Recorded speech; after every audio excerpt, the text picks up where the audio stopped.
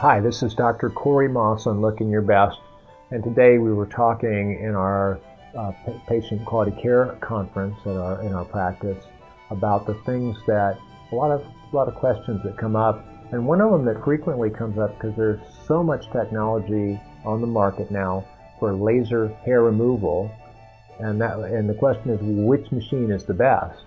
And the answer is there probably isn't the best machine for any particular individual, but there are certain machines that are better than others. And I'll tell you right now, there are a couple of factors or features that one should look for. And first, a simple explanation about how laser hair removal works. That laser is what it sounds like. It's amplified light energy, but it's one wavelength of light. And the reason that the wavelengths for hair removal are chosen are basically two factors. One of them is how much light absorption occurs from the hair to the hair itself from the laser energy delivered. So when the laser fires, the laser goes basically through the skin to a certain level. The longer the wavelength of light energy, the deeper it will penetrate in the skin. And the skin is pretty thick and the hair is pretty deep. So this is in the 4 millimeter range. And so longer wavelengths of light in general would be better, but also the shorter the wavelength of light, the more energy is absorbed by the melanin. So melanin is particularly absorptive of shorter wavelengths, and there's actually a couple peaks on this melanin, that's the skin pigment we have, melanin absorption curve. And those peaks that occur, and this is just of interest, you don't have to go out and look up any charts, but I have some available, we can actually show one. On the melanin absorption chart, there are wavelengths around 800 nanometers where there's a lot of absorption of energy by melanin. There's a wavelength of energy at about 755, so a little bit shorter where it peaks a little bit. And then there's one up longer, about 1064 nanometers. And those three represent the vast majority, and I mean vast majority, of the laser hair removal machines. Machines that can generate laser energy in those wavelengths. So the one's an alexandrite laser, that's the 755. There's a diode laser like the light shear ET, that is at 800 or 810 nanometers. And then there's several devices that are at the 1064. The ND-YAG laser is the molecule that's used to accelerate those, or amplify, if you will, the light, laser light. So if one is choosing between those three, now we have three wavelengths of light. We have the 800 nanometer diode, the 755 alexandrite, and then the ND-YAG 1064. There's not really a best answer. I would say there are certainly better pieces of equipment from different companies.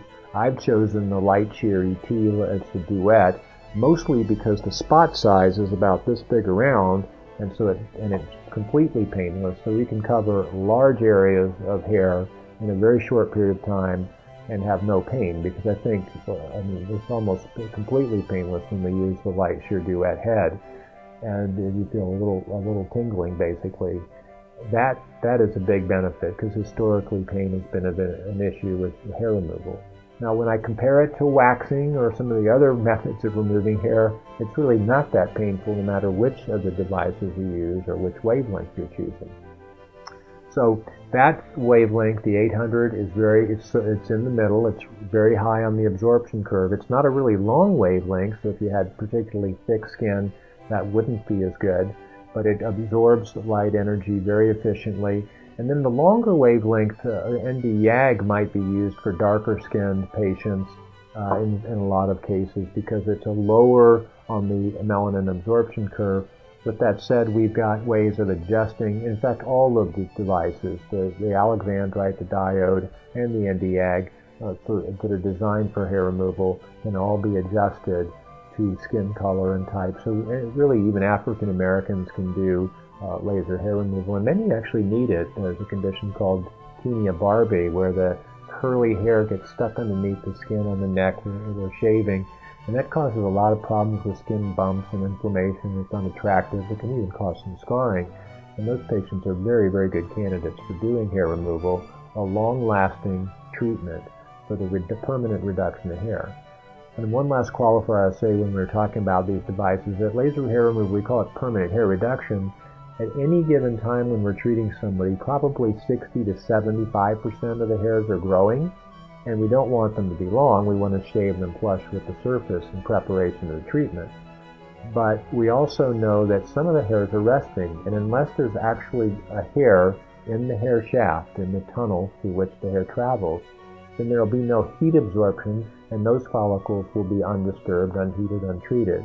So that's why we need multiple treatments, at least 3-week intervals between them, and usually it's a little bit longer, so that we can target all of the hairs, whether they're growing actively at the time of treatment, or if you wait a little bit, one of the other follicles become active and there's hair growing.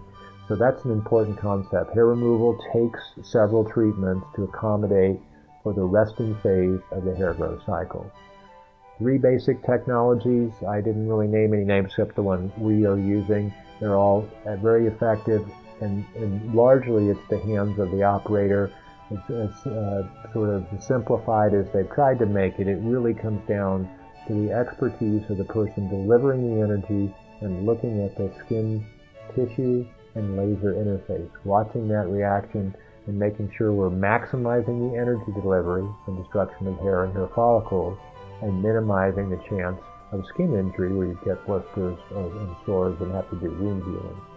And I've certainly seen those as referrals, and so we want to avoid those if we can, completely. If you have any other questions about laser hair removal, the energy-based technologies in general, or really anything in aesthetic plastic surgery, please don't hesitate to write me. You can do that at drmaas.com. You can visit my website, maasclinic.com. That's MAAS.com. Or you can send a video, a photograph, some illustration, and those are all loadable on my video blog, drmaas.com. As always, it's my pleasure to help you stay looking your best. This is Dr. Corey Maas.